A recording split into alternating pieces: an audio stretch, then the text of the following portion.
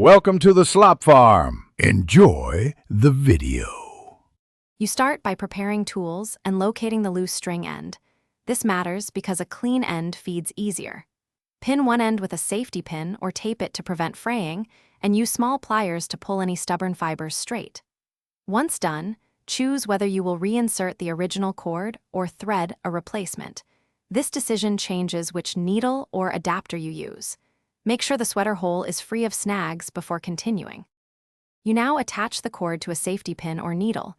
Secure the connection with tape or a tight knot so it won't slip.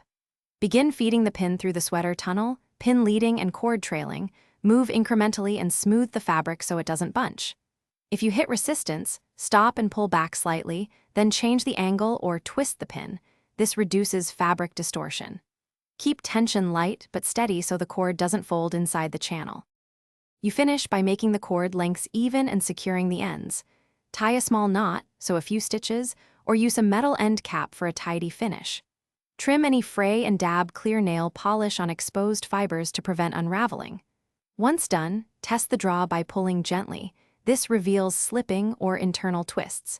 If it slips or bunched fabric appears, reopen the tunnel slightly, adjust the tension, and reseat the cord. This troubleshooting step fixes most remaining issues. Thanks for watching. Consider subscribing if we helped you today.